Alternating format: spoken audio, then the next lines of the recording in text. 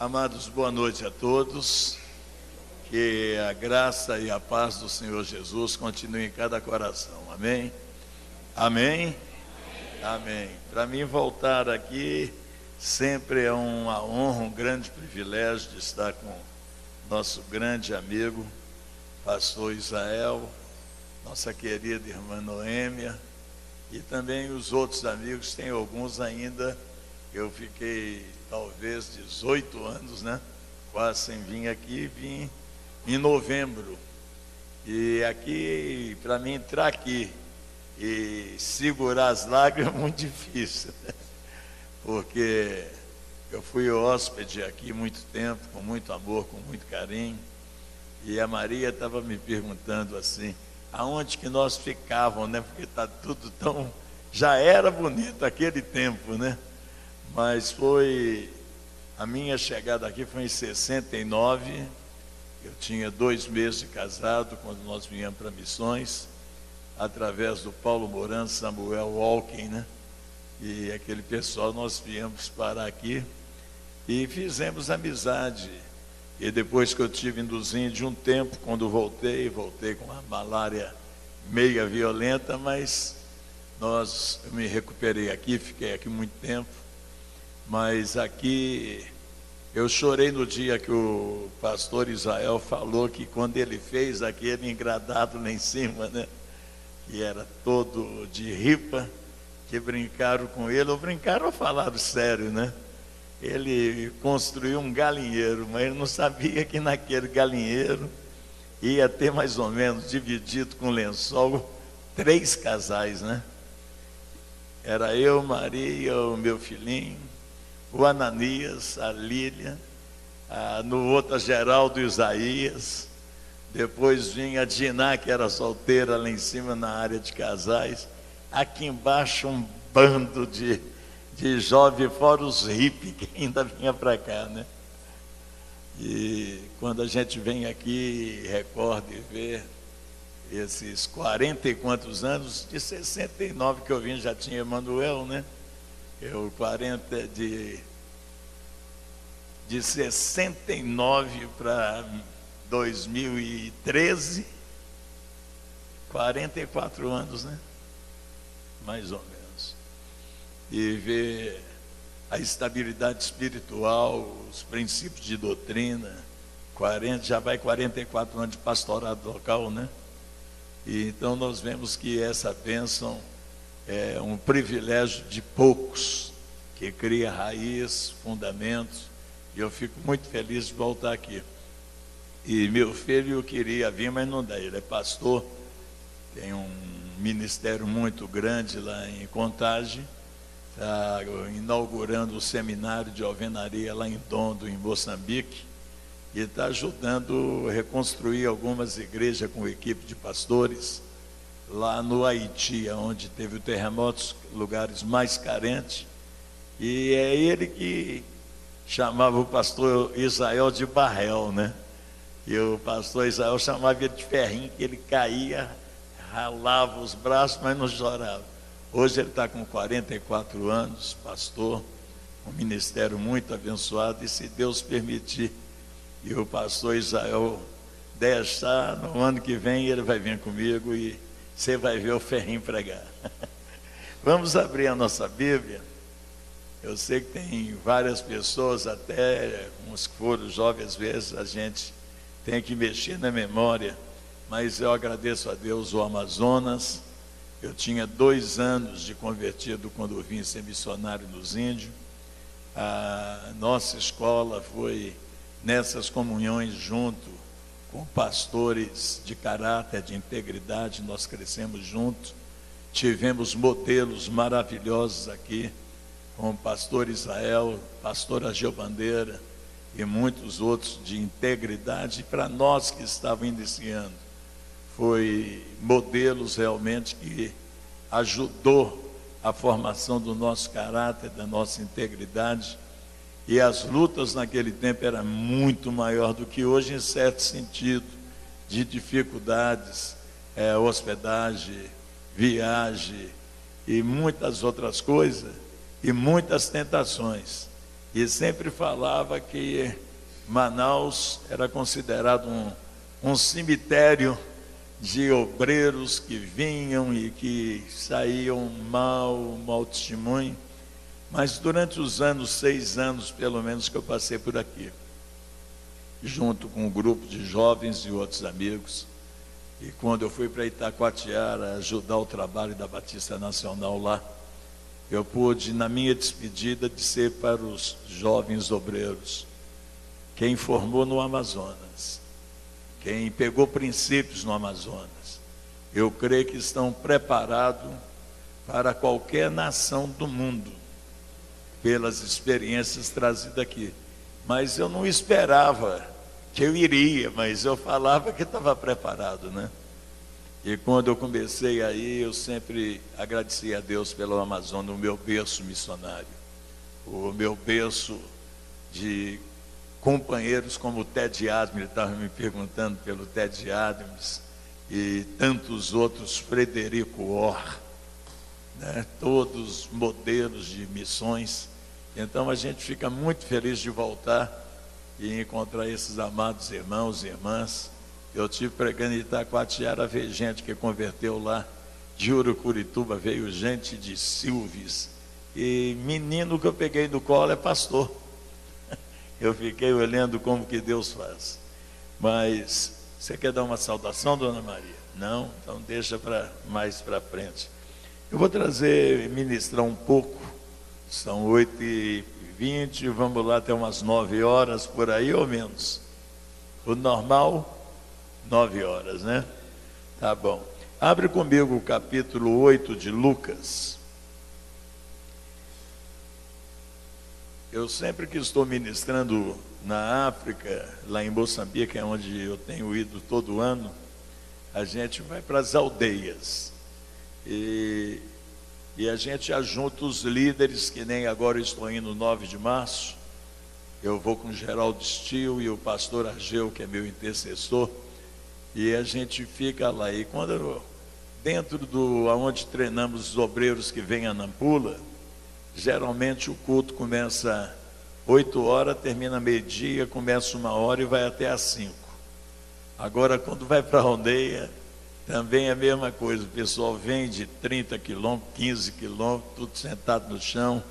E a igreja, quando começa, é debaixo de uma árvore, depois ela passa para ser palha com palha, e depois tem até uma foto para deixar com o pastor, eu lançando pedra fundamental, numa aldeia que você tem que ver, e do lado está ela toda de capim, mas eu lancei a pedra fundamental 2 anos atrás, aí os irmãos vão indo, o meu filho, o Ailton, que é o principal líder de missões, naquela região, passa um pouco, já está de alvenaria, já está com chapa de... E nesses últimos 5 anos, a casa de oração lá, que tinha um nome muito bonito, Casa de Oração para Todas as Nações, mas não tinha uma congregação, tinha uma vergonha de ver o nome, Casa de Oração para Todas as Nações, e não saiu do Brasil, né?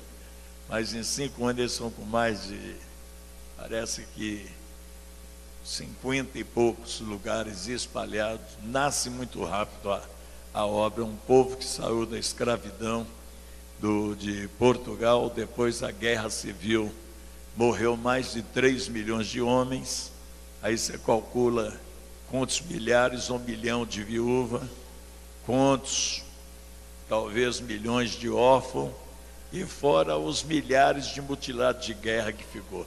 Tem lugares que a gente não pode nem entrar por causa das minas, é proibido entrar em algumas partes, tá, as placas, pode entrar 10 até 15 metros, para lá não.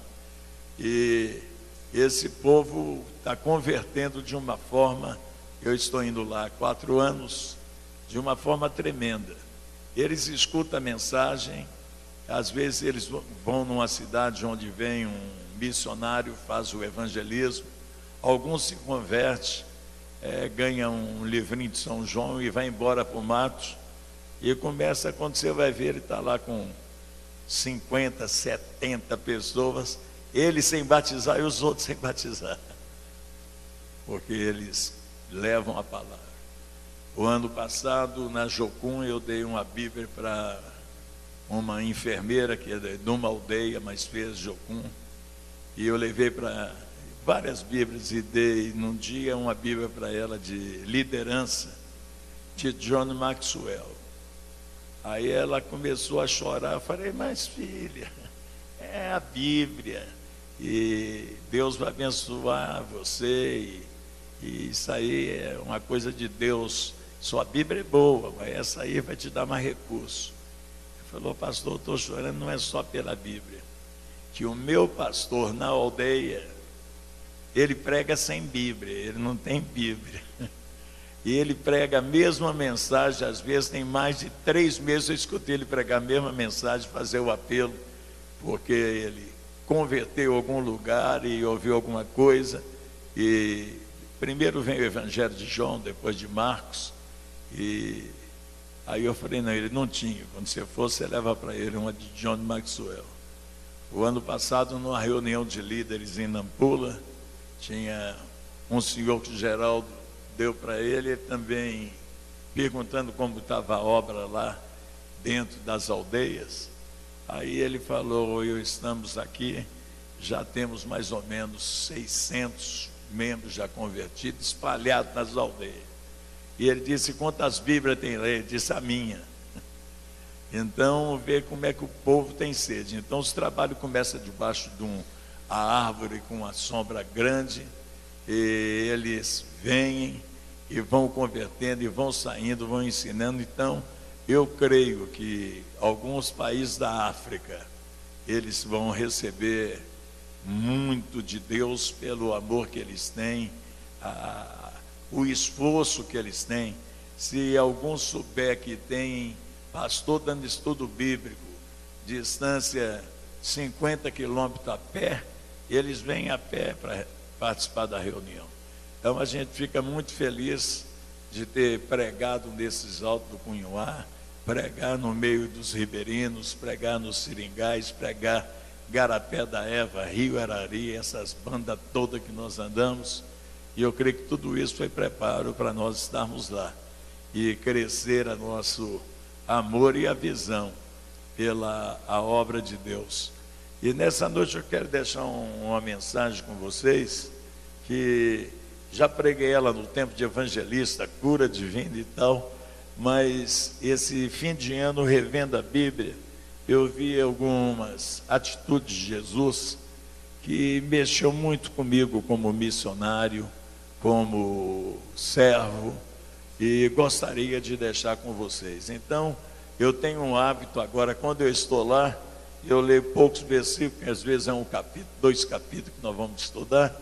Então, fica com a Bíblia aberta, que eu vou ler um pouco, e nós vamos narrar um pouquinho do que Deus tem feito através de Jesus, e passando essa transferência do tipo do ministério dele também, para nós que já temos isso, como dizia o Agemiro Figueiró, que era o tradutor de Maurício Cerulho, há 40 e poucos anos eu vi eles aqui. Ele dizia assim: a obra Jesus começou e levou até o Calvário, e do Calvário para cá é com a gente, e nós temos que cumprir a nossa missão. Lucas 8, versículo 26 a seguir. Eu vou ler uns versículos, vou orar e vou ministrar essa palavra. E navegaram para a terra dos Gadarenos, que está de fronte da Galileia. E quando desceu para a terra, saiu-lhe um encontro, vindo da cidade, um homem que desde muito tempo estava possesso de demônios, não andava vestido, nem habitava em qualquer casa, mas no sepulcro. E quando viu a Jesus, prostou diante dele, exclamando e dizendo com alta voz: que tenho eu contigo, Jesus, Filho do Deus Altíssimo, peço-te que não atormentes, porque ele tinha ordenado ao espírito imundo que saísse daquele homem, pois já havia muito tempo que eu arrebatava e guardavam-no preso, com grilhões, com cadeia, mas era quebrando as prisões, ele era impelido pelo demônio para os desertos. E perguntou Jesus: qual é o teu nome? Ele diz que era Legião, porque tinha entrado nele muitos demônios.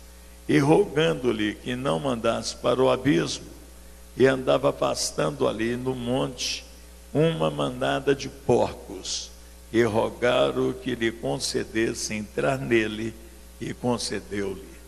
Pai, nós te glorificamos, te exaltamos pelo poder e autoridade da tua palavra. Sabemos que a letra mata, mas é o teu Espírito que dá vida. Cremos nos dons espirituais, cremos no ministério do Espírito Santo, cremos no poder do Espírito Santo, mas precisamos de te pedir que o Senhor libera uma unção de conhecimento, uma unção de capacitação, uma unção de fé, uma unção de apropriação, para que nós possamos, através do conhecimento e também da forma que o Senhor abre os nossos olhos, de nós colocarmos em prática aquilo que o Senhor quer que nós façamos, para, como Tiago, que não sejamos somente ouvintes, mas praticante da tua palavra. Abençoa-nos, em nome de Jesus. Amém. Interessante que navegaram para a terra dos Gadarenos, que está defronte da Galileia. Quando desceu para a terra, saiu-lhe um encontro. Ponto. Não foi o governador, não foi o príncipe da sinagoga, não foi os maiorais que se encontravam ali. Jesus desce e vai ter um encontro com uma pessoa possessa de demônio. Que caminho Jesus toma? Ele poderia ir para tanto lugar, mas esse Jesus maravilhoso, eu estava ali na hora que eu pensei nesse texto de ministrar, aí eu lembrei de Isaías 61:1, porque o Espírito de Deus está sobre mim, o qual me ungiu para pregoar o ano aceitável de salvação, para libertar o cativo, para abrir as portas dos presos e para anunciar o ano aceitável do Senhor. Quando eu também li no Novo Testamento, quando Jesus vence o diabo nos 40 dias, esse aqui eu deixei bem pertinho aqui, porque está perto de onde que eu vou ministrar. Jesus volta da tentação, e no capítulo 4 de Lucas, no mesmo Lucas, ele, no versículo 14, pela virtude do Espírito, ele voltou a Jerusalém para a Galileia, voltou de Jerusalém para a Galileia. Sua fama correu por toda a terra em derredor, e ensinava na sinagoga, capítulo 4, agora 15, e por todos era louvado. E chegando a Nazaré, onde fora criado, entrou no dia de sábado, segundo o seu costume, e na sinagoga levantou para ler. E foi-lhe dado o livro do profeta Isaías. E quando abriu o livro, achou o lugar em que estava escrito: o Espírito do Senhor está sobre mim, pelo que me ungiu para evangelizar os pobres. Enviou-me a curar os quebrantados do coração, a pregoar liberdade aos cativos, dar vista ao cego, pôr em liberdade os oprimidos, anunciar o ano aceitável do Senhor. E tendo cerrado o livro, tornando a entregar o ministro, e assentou-se, os olhos de todos na sinagoga estavam fitos nele. Então começou a dizer: hoje se cumpriu as Escrituras aos teus ouvidos. Para que temos o Espírito? Para que veio o Espírito? E quando nós entramos aqui nesse texto, ele vai no lugar que talvez ninguém ia mais, porque é onde aquele moço estava, possuído de uma legião. que proximamente, como Romanas, são 6.000 demônios. Aí você viu o que o demônio fazia no corpo desse homem. A unção da libertação, a unção da salvação, a unção do discipulado, a unção do amor. E Jesus para ali, porque foi para isso que ele declarou Isaías 61, e para isso que ele declarou aqui em 4, quando ele está na sinagoga, como era de costume. E o assistente deu o livro e estava em Isaías, e ele leu, e quando terminou de ler, sentou e disse: hoje se cumpriu a Escritura. A igreja tem muita promessa, a igreja tem muita revelação, a igreja tem muitos mandamentos, tem muitos princípios. Principalmente quando eu me converti, e a mãe da Geralda, quando ficou sabendo do meu testemunho de quem eu tinha sido quando eu falei, ela disse: moço, você vai ver o que Deus vai fazer em você e através de você, e você vai dar de graça aquilo que de graça você recebeu. Princípios estabelecidos pela palavra, que hoje no modismo, hoje nas novidades, nós não vemos a prática desse princípio, como nós temos remanescente, como falava o David Cooper, ainda tem remanescente, ainda tem um povo que guarda os princípios estabelecidos pela palavra de Deus. Aí Jesus vai nesse lugar, aonde está o endemoniado, aonde que ele ficava gemendo, não tinha casa, e ele tinha um terno de gala, né? Ele andava muito bem vestido, como provavelmente como Adão nasceu, nu. Então senhoras não passavam naquele lugar, moças não passavam naquele lugar. Entrar na cidade era preso, botava as correntes, aquelas pulseiras de ferro maciço, e 6.000 demônios era fichinha, né, pastor? Era como se fosse um fio de algodão, arrebentava. E Jesus chega. O prefeito não veio, o governador não veio, o príncipe da sinagoga não veio. Mas quando os demônios viram que era ele, caíram de joelho e falaram para ele: por que vieste nos atormentar antes do tempo? Até o demônio sabe mais ou menos o tempo. Ele diz: por que vieste nos atormentar antes do tempo? E Jesus, vendo o estado daquele moço, ele ordenou que os demônios saíssem. E os demônios saíram, como está aí na sequência, só que com o pedido: permita que nós entremos na manada de porco. E quando Jesus permitiu, 6.000 bichos entrando em 2.000 porcos, dava 3 demônios para cada porco. Agora, você medita o estado de um ser humano com 6.000 demônios dentro dele. O diabo veio roubar e matar. Hoje nós vemos quantos jovens, essa praga desse, eu até exagero, viu, pastor Israel? Essa praga dessa encarnação desse demônio na forma de crack, destruindo esses jovens, presos, essas pedofilia, esses latrocínios. Isso não é também uma possessão maligna, que faz com que nós vemos pessoas que precisam esse evangelho, do amor de Deus, do amor de Jesus, de também alcançar os não alcançados, mas também alcançar aqueles que estão ao alcance com uma mensagem de poder. Mas nem todos aceitam realmente, ou países, ou localidade, porque quando os demônios saiu, entrou nos porcos, a palavra de Deus aqui no 33, tendo saído os demônios do homem, entraram nos porcos, e a manada precipitou em um despenhadeiro e logo se afogou-se.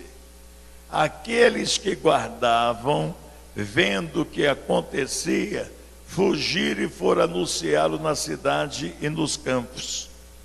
Mensageiro de um anúncio de que aconteceu no pasto, como Jesus expulsou os demônios, como os demônios entraram no porcos e precipitaram. Esse anúncio aqui, do 35, saíram a ver o que tinha acontecido e vieram ter com Jesus. Aí eles tiveram um choque. E o choque é que o homem estava sentado, vestido, em são juízo, perfeito. Esta é a unção de Jesus para a igreja.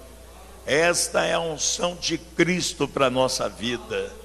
Esta é a manifestação para que o Espírito está na igreja. Porque que o Espírito de Deus, ele veio como está em Atos 1:8.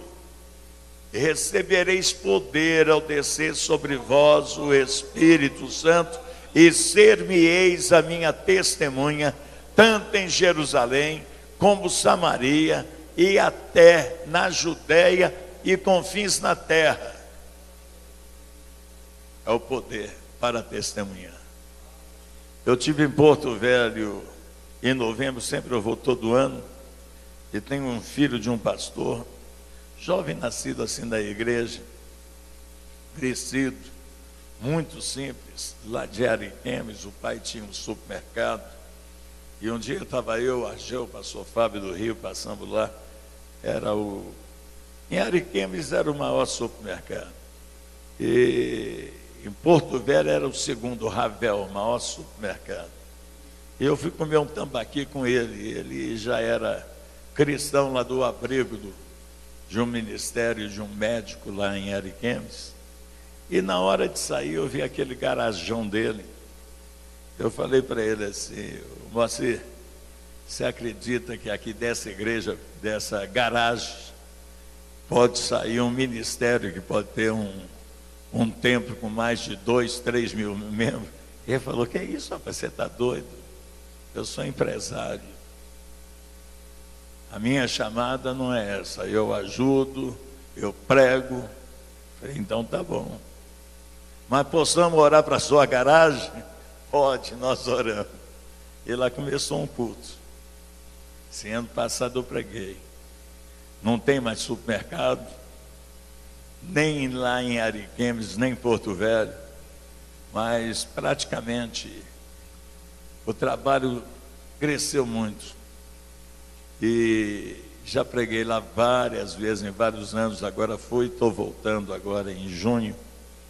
E o menino dele, quando eu tive uns 2 anos atrás, ele estava trabalhando mais ou menos com uns 550 adolescentes. Mas é um doce, esse menino Neto. Quando eu voltei esse ano, o pai dele falou: pastor, não sei o que eu faço com o Neto. Falei: o que está acontecendo? Ele saiu com a mãe dele, e ele ainda é um moço simples, inocente, criado assim. E passou no lugar, tinha uns travestis e tal. Aí ele falou assim: umas moças bonitas, né, mãe? Fica assim, umas roupas escandalosas, assim, falando assim. E a mãe falou: não, filho, isso aí é travesti. Tentou explicar. Ele nem sabia o que era isso, rapaz. Mas ele chorou.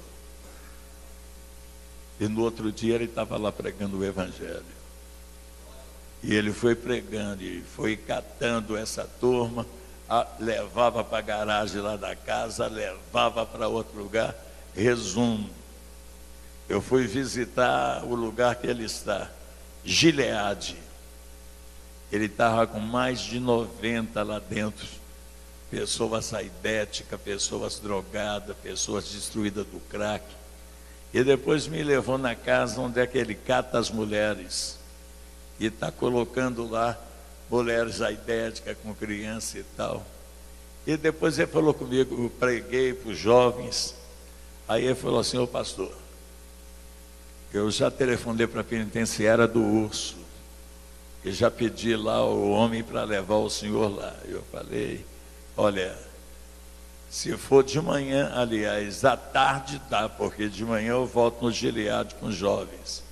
No outro dia, preparando para ir para os jovens, o telefone do sistema penitenciário ligou para ele, disse que tinha que ser de manhã, de tarde não, porque o urso tinha uns problemas. E eu peguei e falei, não, eu não vou deixar de pregar para os aidéticos, com muito amor ao presídio, mas já tratei e não vou falhar. Aí ele falou com o diretor e passou um pouco o telefone, veio de novo. Ele disse, olha, pode trazer o pastor, mas eu vou levar vocês num lugar diferente. Eu vou levar vocês do lado, são 3 penitenciários. A do urso é onde teve aquela guerra o ano passado das gangues, que cortava a cabeça dos outros e jogava bola, né? Eu creio que eu vi em Belo Horizonte, não sei quem viu na Globo, no Fantástico. Mas quando nós chegamos à tarde, esperamos, aí veio o comandante falar comigo. Falou, ali é o pavilhão dos drogados, traficantes, ali é dos homicidas, e cada um naquele lugar. Ele disse que tinha os trabalhos evangélicos, mas ele disse, eu tenho um lugar aqui, que evangélico nunca veio, nunca entrou, e nós, polícia, é difícil de nós entrarmos, e se ele sai, passar onde que tem preso, é perigoso eles morrer, e eu gostaria que vocês entrassem lá. Eu falei, aonde que é? Ele disse, é na ala dos crimes sexuais e dos pedófilos e dos estrupadores. Aí quando você lembra que você lê Bíblia e que você lê João 3,16, porque Deus amou o mundo de tal maneira que deu o seu Filho unigênito para que todo aquele que nele crê não pereça, mas tenha vida eterna. Aí vem assim, não, esses caras não devem estar incluídos nesse amor que Deus amou o mundo e colocou essas pessoas. Quem estrupa menina de 3 anos, quem estrupa filho, faz tanta coisa com os outros, deve ter uma forca, uma guilhotina, uma cadeira elétrica. Isso eu já ouvi até pastor falar. E eles nos levaram lá, tudo de colete, prova de bala, tudo com 12, com as armas. Ele disse, pastor, o senhor pode entrar, nós ficamos daqui e o senhor pode entrar. 30 minutos. Quando eu vi, ele estava gritando, já tem 40, tem que sair e tal. Mas eu comecei dando uma boa tarde. E preparei, comecei a ministrar, mostrando. Tem gente que ainda é tocado por Deus. Você acredita que um povo dessa categoria pode ser salvo? Alguém acredita? Acredita que ele, aceitando Jesus, convertendo, ele entra no céu? Ou tem outro lugar separado para ele? Pastor Israel, eu vi homens chorarem. E eu vi pessoas virem a Jesus. Na saída que eu saí um pouco assim, e já no meio todo mundo com as armas, e eu e o Arthur no meio para sair. Quando saímos, o comandante chamou esse rapaz. Falou com ele assim, você não poderia vir aqui uma vez por semana para continuar esse trabalho lá dentro dessa ala? Ele falou, eu tenho muita coisa, mas eu gostaria de vir. Então vamos fazer a sua ficha, vamos fazer o seu cartão, você vai ter liberdade de acesso. E esse rapaz foi indo. Então. Quando eu estava terminando para ir embora e falando muito de África, ele veio para mim e falou assim, quanto que o senhor vai? Eu falei, estou indo 9 de março. Quanto que fica a passagem para ir para a África? Eu falei, você nem pensa em África. Porque se você me pedir para me levar, eu não te levo. Sabe por quê? Praticamente ninguém está fazendo o que aquele moço de 21 anos está fazendo. Vou tirar um moço desse de Porto Velho, pastor. Eu quero é mais uns 20 deles, 50, 100. Quando o povo chegou e viu o homem em sã consciência, vestido,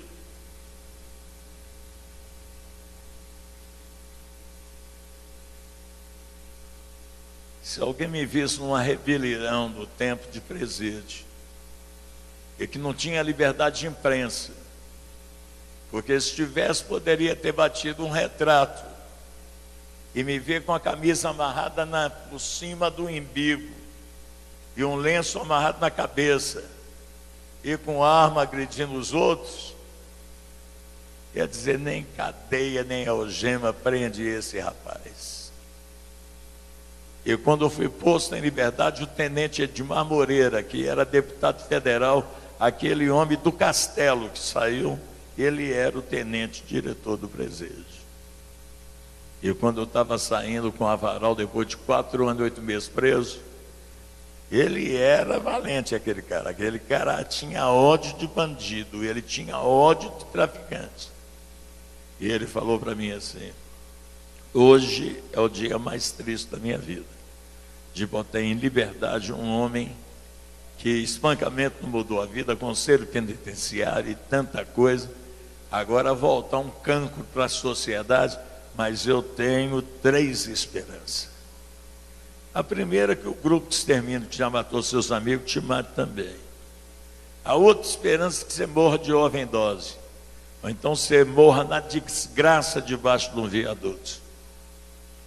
Tem muita gente que vê jovens dessa maneira e dão uma palavra dessa maneira.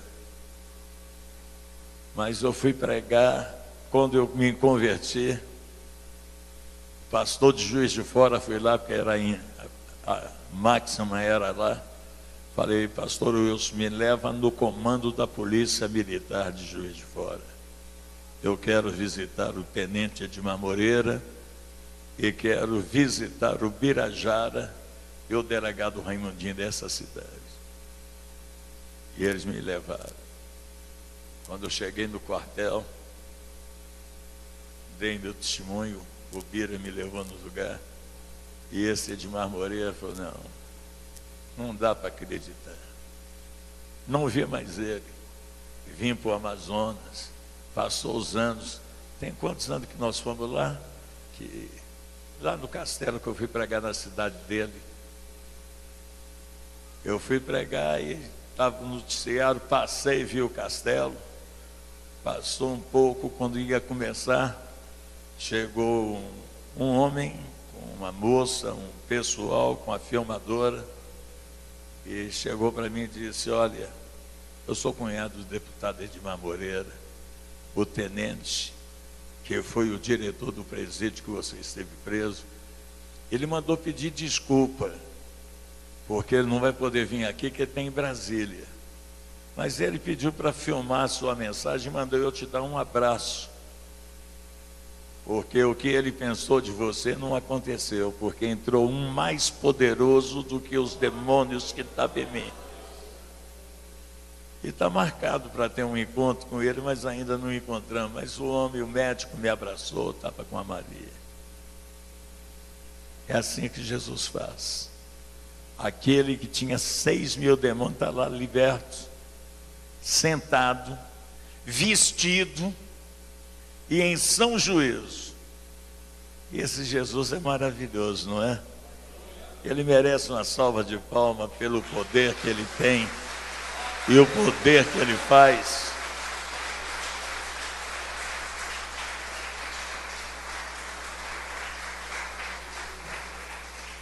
Mas a cidade, com esse milagre, era para ter feito o quê?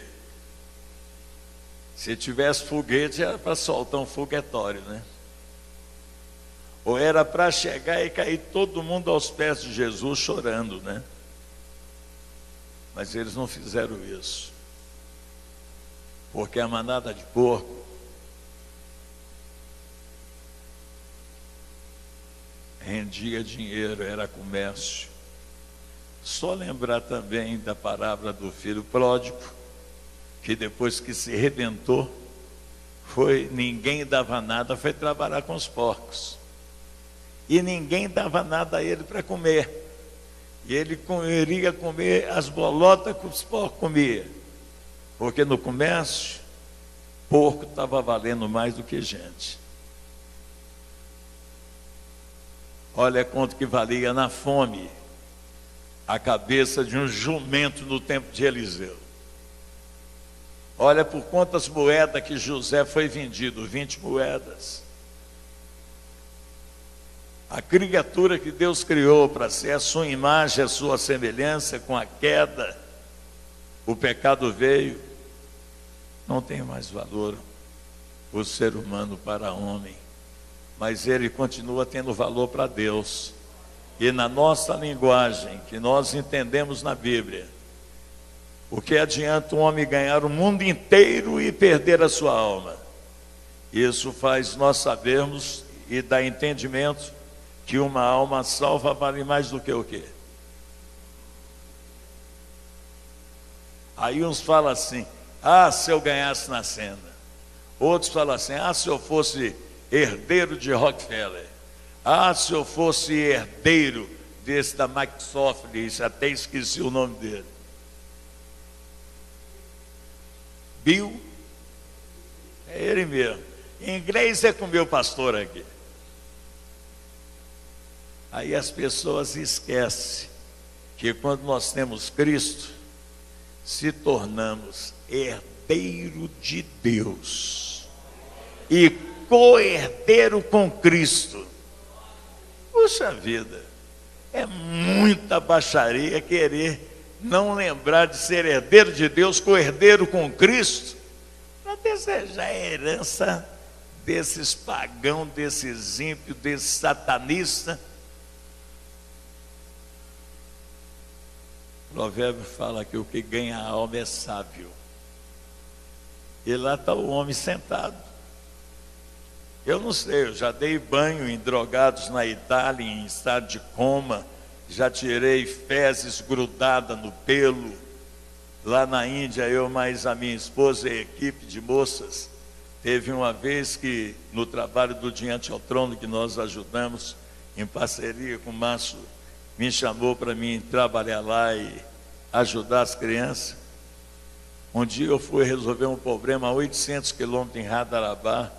Eu tinha um intérprete, tinha que ter, que eu já fui nos Estados Unidos mais de 16 vezes. Um dia eu tive um negócio bonito na imigração, que o homem pegou meus passaportes e tal, olhou, falou, mas vem cá. E ele falava misturado lá um pouco português com espanhol. Ele disse, já esteve aqui mais de 16 vezes? Você ainda não fala em inglês? Eu falei, estou morando no Brasil mais de 55 anos, ainda não aprendi o português. Ele deu uma gargalhada tão boa.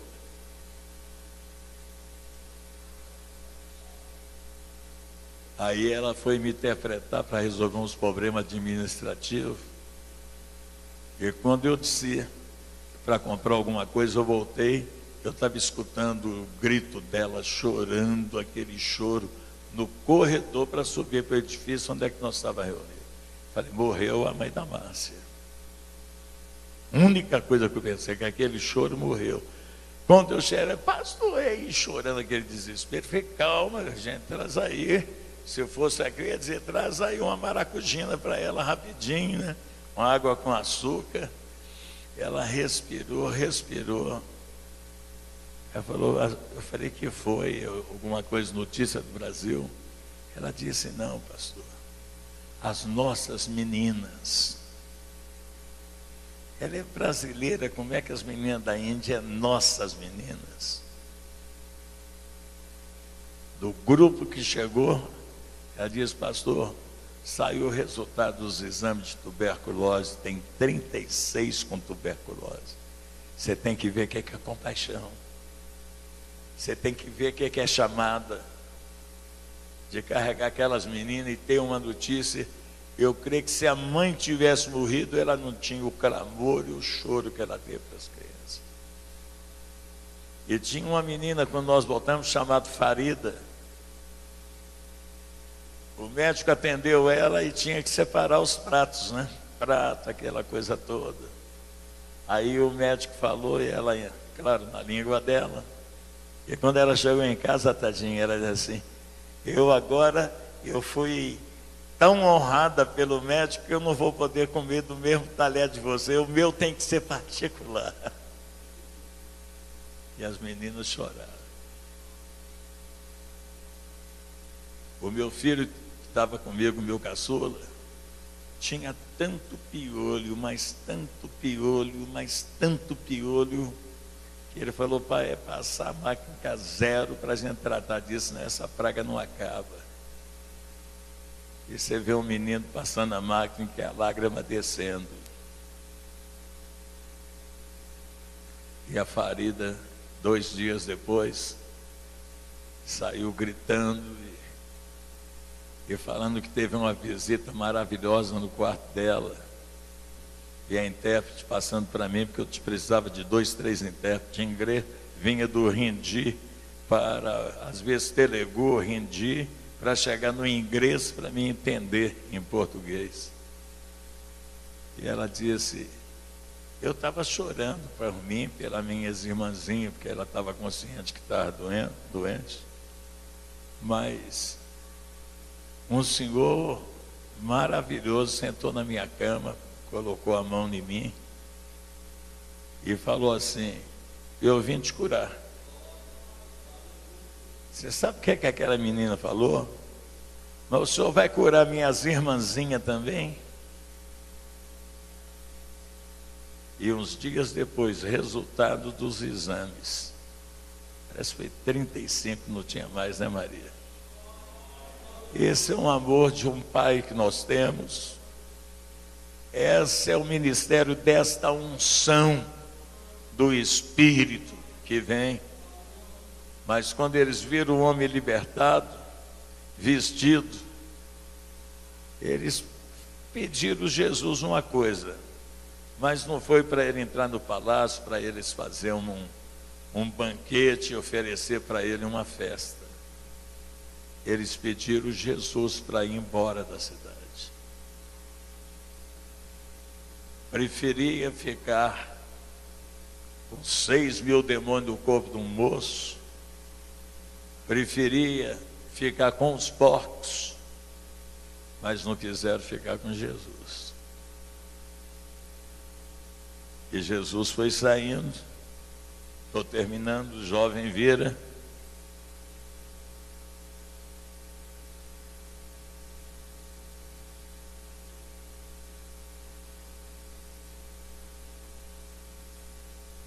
no verso 37, toda a multidão da terra dos Gadarenos ao redor lhe rogou que retirasse dele, porque estavam possuídos de grande temor. Entrando ele no barco, voltou. Toda a multidão da terra dos Gadarenos ao redor rogou, implorou que ele fosse embora.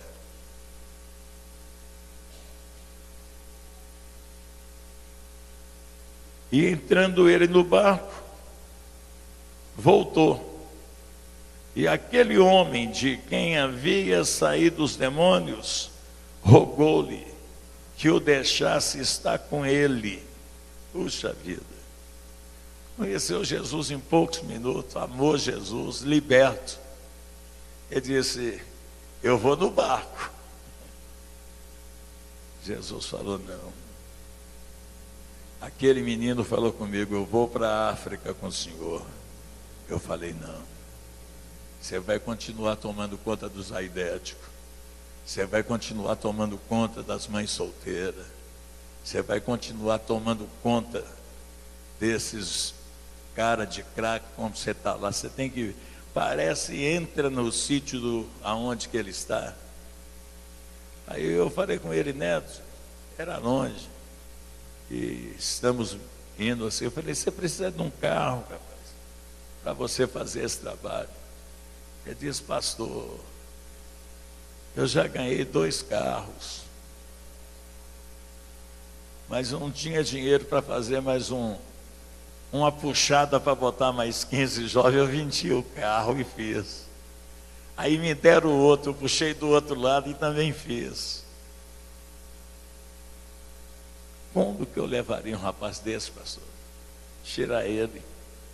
Não sei se você leu aquele livrinho do Roberto Schuller, Floresça, onde você está plantado, uma árvore frutificando. Não era hora, porque primeiro é Jerusalém, depois é Samaria, depois é Judéia. Onde está Samaria? No território do Judéia. Mas era tão desprezado como outros povos são desprezados, que Jesus teve que botar Samaria e Judéia, para eles lembrar duas vezes que ele queria que evangelizasse Samaria. E agora olha o que Jesus fala para ele.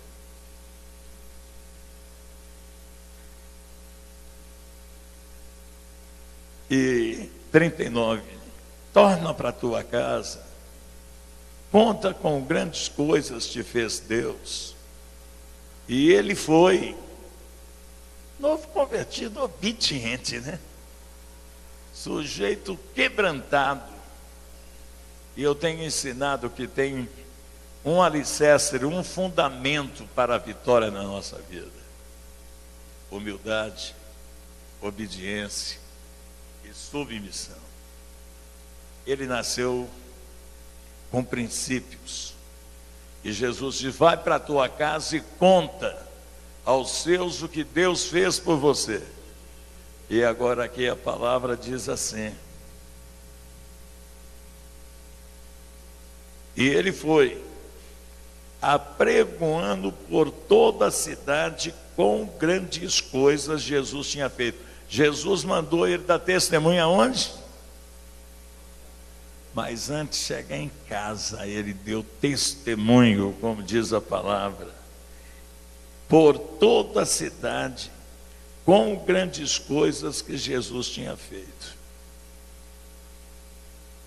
Eu vou te perguntar, ele se tornou o único crente naquela cidade. É isso que eu quero colocar no final, agora que eu vou orar. Por que Jesus não levou ele, um cara bom daquele, sem demônio, bem vestido, devia ser até um jovem intelectual? Por que Jesus não levou ele? Alguém quer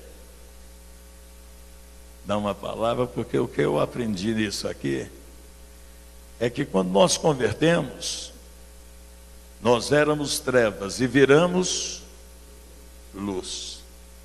Ele nos libertou do império das trevas e nos transportou ao Filho de Deus, no seu amor, para sermos luz. Então agora, com essa libertação, esse território tinha uma luz. E o nosso Jesus é sábio. Era isso que o diabo até queria. Leve esse cara depressa, tira esse cara daqui. Jesus, não. Como que ia tirar a única luz que Jesus acendeu para mudar o estado daquela região? Deus te levantou como luz. Deus te deu poder para testemunhar. Deus te deu dons. Deus te deu do Espírito Santo.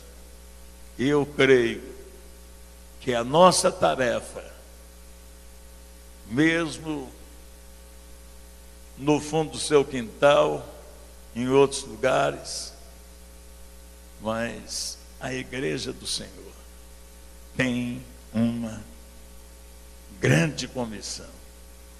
Eu sei que eu amo o pastor Israel, ele tem visão, porque hoje são, eu não sei se pode contar no Brasil ou no mundo, quantos que estão pregando a volta de Cristo. Aqui vocês escutam a pregação da volta de Cristo, não escutam? Porque se não escuta, vai lá na mesa, né? Vai ver os materiais. Hoje já não se fala tanto nesse programa de televisão, nessas megas, não são todas, a respeito de céu, de inferno. Não fala mais de evangelizar pobre com muito amor e respeito, não me leva a mal. Eu vejo lugares com alguns temas que eu fico assim, olhando para a Bíblia. O culto dos empresários. Devia pregar lá na caverna de Adulão, que lá tinha 400, né? Amargurado, desprezado, de espírito desgostoso, endividado, fugindo de lá, não tinha mais família, não tinha mais casa. Chega para Davi e disse: como é que é? Dá para abrir uma congregação aí para amargurados, para endividados? Entra. E ali nasceu os grandes heróis do exército do Deus vivo. Vamos ficar de pé. Amanhã nós estaremos aqui à noite, né, pastor? Domingo de manhã também. Mas eu gostaria, eu não canto, mas eu gostaria, pelo menos o irmão canta, por favor. Eu creio que você, claro que deve saber. Não sei se dá sair, para não sair, se não sair uma estrofe e o coro vai dar para sair. Mas eu não tem nem expressão de quanto eu gosto desse hino. O de cruz se erigiu, dela um dia fugiu, como emblema de vergonha e dor. Mas contempla essa cruz, porque nela Jesus deu a vida por mim, pecador. Sim, eu amo a mensagem da cruz. Até morrer, eu a vou proclamar. Levarei eu também minha cruz, até por uma. Quando eu vi aquelas frases ali, eu sentei ali e falei no ouvido do pastor Israel: você leu por essa cruz te matarei? Oi. Ele disse: não. Falei: semana que vem me dá o endereço que eu vou mandar para vocês, junto com a Bíblia de King James. Eu não conseguia, porque era só em inglês, depois saiu em espanhol, não pegava muito bem, mas levei, saiu de novo esse livro, depois de 20 e tantos anos. Mas o cara sofreu com missionário para entrar numa tribo que nunca saiu um branco vivo de lá. Ele era médico, criou posto de saúde, foi difícil fazer a obra no meio dos feiticeiros, que quem curava era só a bruxa.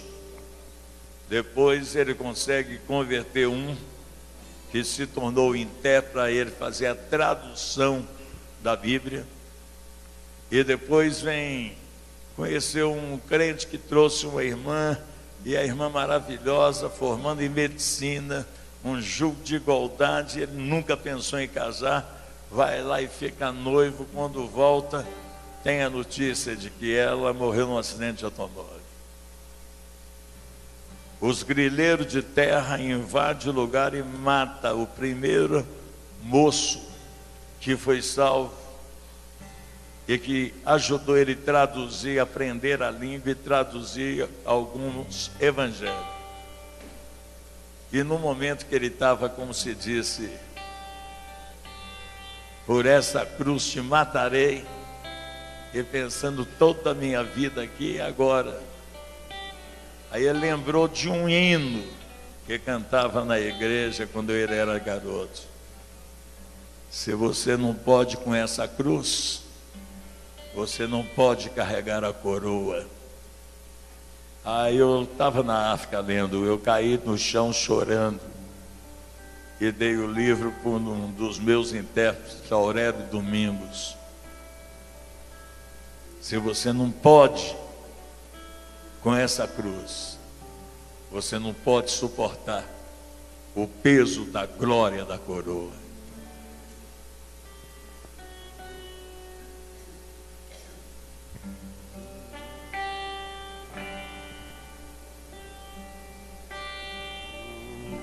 Enquanto eles vamos cantar juntos, você pensa, se um rapaz daquele é comissionado a fazer uma obra e obedece, eu creio que nós podemos melhorar o nosso ritmo de vida na evangelização, no testemunho, na intercessão. Eu sei que nós podemos melhorar, não podemos, pastor? E se alguém quer fazer como aquele moço, liberto, para levar a libertação, salvo para levar a salvação, curado para levar a cura, amado para levar o amor, e que você quer ser usado por Deus. Eu, quando voltei da Sibéria, trabalhei com os netos dos torturados por amor a Cristo, e eles falaram comigo na oficina: nós temos uma testificação. Naquele tempo o Brasil era chamado país do terceiro mundo, e nós identificamos muito com o brasileiro, que vocês são pobres como a gente, vocês são terceiro mundo igual a gente, e o Brasil se tornou um celeiro de obreiros, e nós fomos lá treinar obreiros. As minhas lágrimas desceu quando ele falou que nós somos celeiros de obreiros. Eu perguntei a um jovem: você tem ajuda de custo? Porque Sibéria tem apartamentos lá que custa R$36 e está tudo fechado, porque eles não, $36. Nós pagamos para ficar com o pessoal lá da Jucum, que tinha um apartamento maior para nós dormir, era $650 em Moscou. Eu perguntei: você tem alguma ajuda de custo? Ele estava vindo de 700 quilômetros para passar comigo, o Reuel e uma equipe, essas oficinas de treinamento de obreiro. Aí todo alegre falou assim: o nosso pastor é muito bom e agora está melhorando as condições financeiras da igreja. Nós temos uma ajuda de custo de $12 por mês. R$24, né? E as refeições?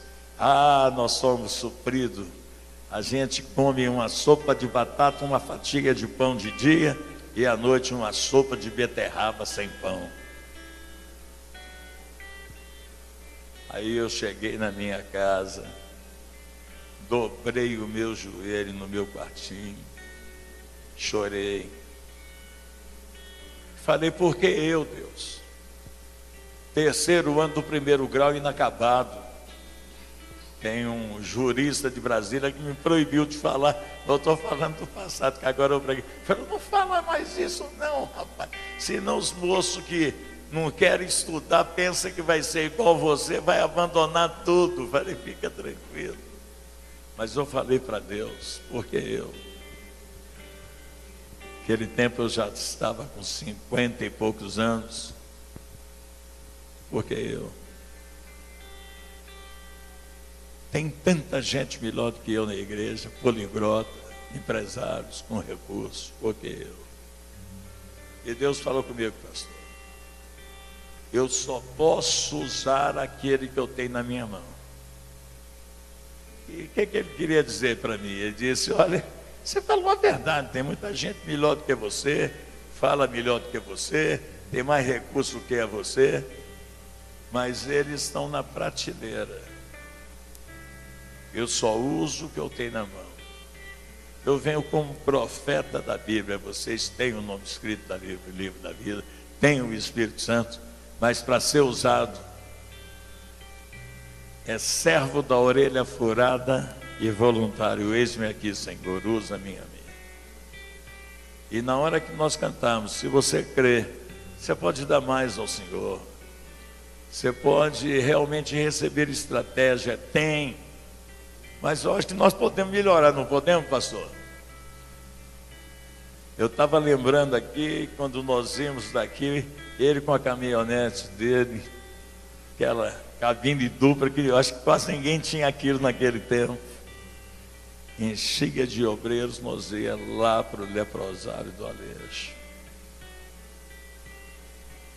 Quando eu ia embora, servo de Deus é assim. Ele falou: Paulo, tem tanta gente que gosta de você, vai despedir do povo, pega o carro aí. Eu falei: eu não sei dirigir, aqui temos essa linha mesmo.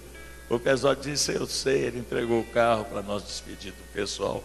Maria tinha dado a luz lá na tribo, eu ajudei a fazer o parto com a Doroteia. Foi dia 26 de novembro, nós saímos daqui dia 23 de dezembro. Quanto tempo que a Maria estava? Eu tenho grandes memórias desse Amazonas. E se você crê que você pode dar muito mais nessa área de sentimentos, ali tem uma frase ali, se eu não posso ir, como é que chega nas missões? De joelho. Meus irmãos, eu já fui em mais de 20 países, mas uma das coisas que meu pastor de Brasília fala, o Doriel, ele diz assim: você sabe que você é feliz e você é bem sucedido nas missões por causa dos intercessores que te cobrem na missão. É o que segura a corda quando vai. Se você crê que hoje Deus pode mudar a sua história desse lado, cheio de sinagoga, ninguém levou uma palavra para aquele endemoniado. Mas Jesus disse que teve que atravessar o mar, descer em terra para fazer isso, ainda foi expulso da cidade. Se você crê, vem aqui na frente para nós orarmos. Pode ir, meu filho. Deus só usa. Ele já tem na mão como Senhor e Salvador. Para você se colocar, deixa Deus te usar. Toda vez que o velhinho pastor me abraça, ele chora e fala comigo assim: Paulo, deixa Deus te usar, Paulo Roberto. E eu venho aqui para dizer: deixa Deus usar você, usar a senhora, usar a moça, usar os professores, professora. Seja uma bênção na mão de Deus. Eu não trabalho com chantagem emocional, eu trabalho com a Bíblia. E se você crê que Deus tem mais para te dar, vem aqui na frente. Vamos lá que eu já passei 20 minutos.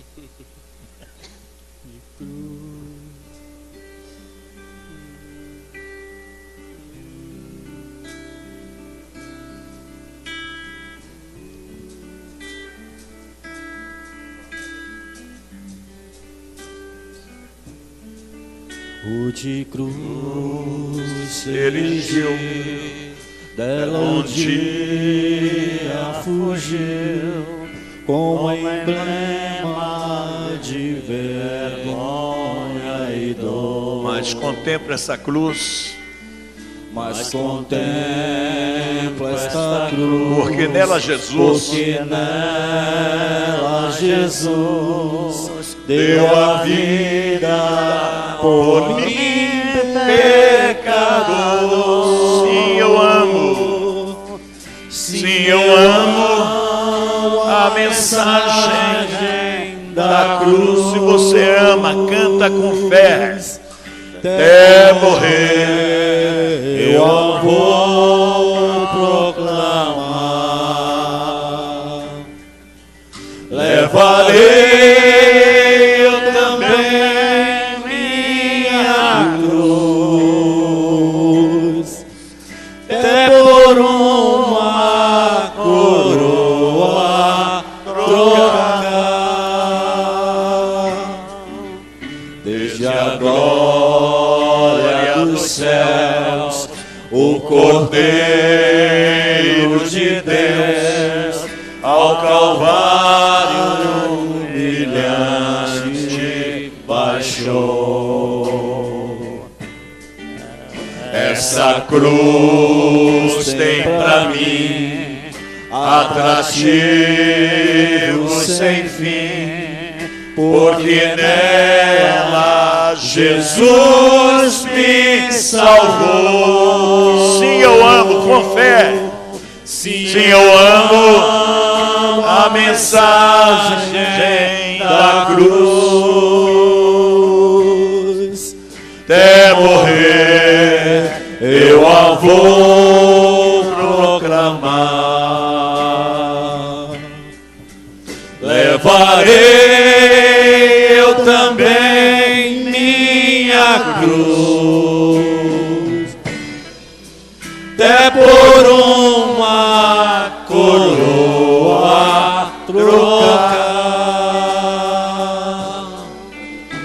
nesta cruz padeceu e por mim já morreu, meu Jesus, para dar-me o perdão.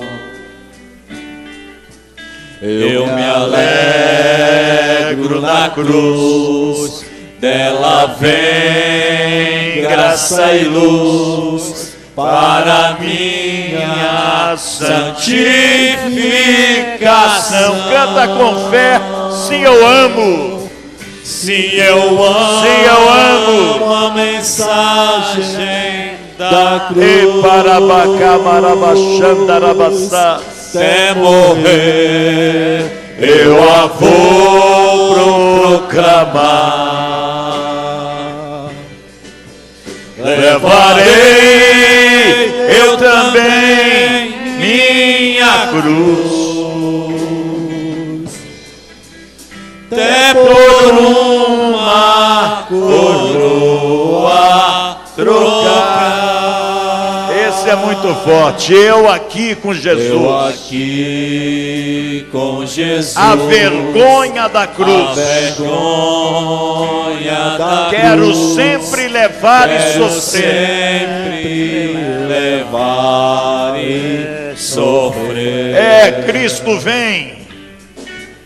Cristo vem me buscar e com Ele no lar. Levanta a mão para o céu e canta. Uma parte da glória de Deus. Agora com amor. Sim, eu amo. Sim, eu amo a mensagem da cruz. De morrer eu a vou proclamar. Levarei eu também minha cruz, até por uma coroa trocar. Nós te agradecemos, porque do Senhor é o reino, é o poder e a glória. Nós te agradecemos, porque Deus nos amou de tal maneira que te deu, ó Jesus querido e amado, para nos salvar, para morrer por nós. Hoje estamos aqui numa igreja que tem a visão, que tem a pregação, que tem o original e que tem pessoas que te amam, mas que podem produzir mais, que podem ser usadas pelo teu Espírito. E eu quero te pedir, ó Deus, que o Senhor dê mais ousadia, dê mais intrepidez, porque o Senhor, através do Espírito Santo, através da vida de Paulo, quando ele fala com Timóteo, ele diz: eu lembro da tua fé não fingida, que primeiro habitou na tua avó Loide, na tua avó e na tua mãe Eunice.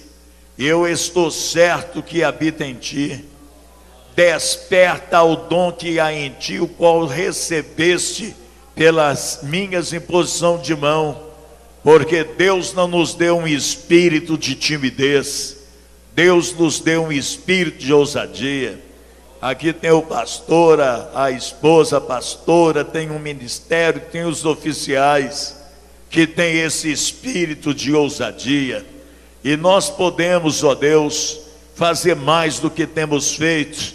Nós podemos sim procurar realmente buscar os melhores dons e encontraremos o dom do amor, que é a paixão pelas almas perdidas. Continua a multiplicar os convertidos nesse lugar, porque essa igreja é luz, esse povo é luz, e ela tem uma missão em todos esses lugares, e que o Senhor possa levantar obreiros, porque o Senhor mesmo disse que o Senhor viu uma multidão como ovelhas que não tinha pastor. Elas estavam aflitas, como ovelha que não tinha pastor. E o Senhor diz que na verdade, a seara é grande, mas poucos são os obreiros. Clamai, rogai ao Senhor da seara, para que o Senhor levante trabalhadores para a sua seara. Abençoa esse auditório que está de pé, outro sentado, mas que ouviram essa mensagem. Que o Senhor dê eles realmente esta inspiração de ser usado por Deus e de ser boca de Deus nessas bairro de São Francisco e nessa cidade de Manaus. Levanta a boca de Deus como tem sido, mas que o volume da voz alcance ainda lugares e pessoas que ainda não foram alcançadas. Ó Deus, abençoa esses que estão aqui na frente, abençoa esse ministério, abençoa, dando saúde, dando paz, protegendo a integridade física do teu povo, protegendo a integridade moral, a integridade intelectual, a integridade emocional, a integridade sentimental, a integridade familiar e principalmente, em primeiro lugar, a integridade espiritual e ministerial, que eles sejam sensíveis à tua voz e que este amor pelos perdidos aumenta a cada segundo, minuto, hora, dia e anos na vida deles. Em nome de Jesus, sejam abençoados. Em nome de Jesus. Amém. Pastor Israel.